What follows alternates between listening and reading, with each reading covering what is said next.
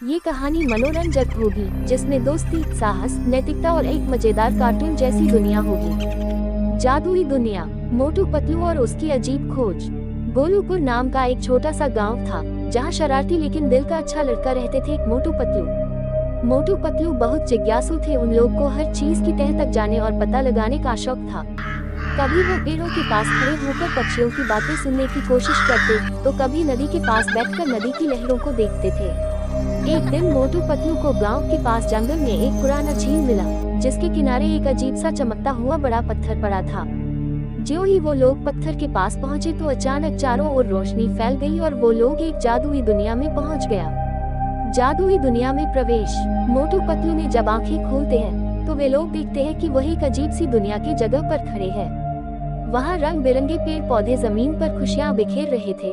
तभी वो लोग देखे कि एक खूबसूरत हिरन आ रहा था और पेड़ पर चिड़िया मिलजुल कर मीठी मीठी लोरियां गा रही थी। अरे, ये हम सब कहाँ आ गया? मोटू पतलू ने आश्चर्य से कहा।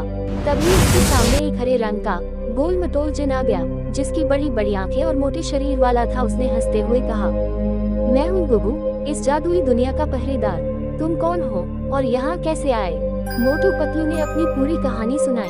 गुगू ने मुस्कुराते हुए कहा, तुम बहुत खास हो मोटू पतलू, लेकिन यहाँ से वापस जाने के लिए तुम लोगों 3 परीक्षाएं पास करनी होंगी। क्या तुम लोग तैयार हो? मोटू पतलू ने उत्साह से सिर हिलाया। पहली परीक्षा बहादुरी की चुनौती। पहली परीक्षा थी डर की गुफा में जाना और वहाँ से सुनहरी तलवार लाना। लेकिन ये गुफा बहुत ही डरावनी थी। उसमें घने अंधेरे के बीच चमकती हुई लाल आंखें वाली आत्मा दिखाई देती थी। मोटू पतलू ने धीरे धीरे गुफा में कदम रखा और अचानक वहाँ की दीवारों से भूतों जैसी आत्माएं निकलने लगी। वे जोर जोर से चिल्ला रही थी, भाग जाओ, यहाँ से बाहर निकलो। मोटू पतलू को डर तो लग रहा था, लेकिन उसने खुद को संभाले और दोनों ने कहा, हम लोग डरेंगे नहीं, ये सब सिर्फ एक जादू है। जो ही उसने हिम्मत दिखाई, सारी भूतिया आत्मा गायब हो गयी और उन लोगों को सुनहरी तलवार मिल गयी।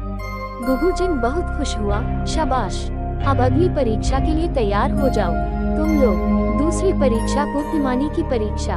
अब मोटू पतलू को बुद्धिमान पहेली वाले महल में जाना था, जहाँ एक बोलने वाला दरवाजा था और उसे पहेली पूछना था। जब मोटू पतलू वहाँ पहुँचा तो दरवाजा गरजते हुए बोला, अगर तुम इस महल में प्रवेश करना चाहते हो तो मेरी पहेली का उत्तर दो। ऐसा कौन सा फल है जिसे खाने के लिए छीलना नहीं पड़ता और उसका नाम एक रंग से मिलता है?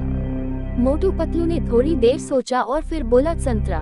दरवाजे ने जोर से हंसकर कहा, सही जवाब, अंदर आ जाओ। अब मोटू पतलू को जादुई सिक्का से भरा बैग मिल गया, जो उसे आखिरी परीक्षा के लिए तैयार होना था। तीसरी परीक्षा दोस्ती का मूल्य। अब मोटू पतलू को बर्फीले जंगल में जाना था, जहाँ बहुत ठंड थी और उन लोगों को अलाउद्दीन का चिराग लानी थी। लेकिन वहाँ एक समस्या थी। एक छोटा खरगोश ठंड से चिल्ला रहा था और मदद की गुहार लगा रहा था। मोटू पतलू ने सोचा, अगर हम लोग इसे बचाने में लग जाए तो चिराग लाने में देर हो जाएगी। लेकिन फिर उन लोगों के मन में आया, सच्चा वीर वही है जो दूसरों की मदद करे। उसने खरगोश को एक सुरक्षित जगह पर पहुंचा दिया और उसे गर्म किया। धीरे धीरे खरगोश ठीक हो गया और खुशी से उछलने लगा।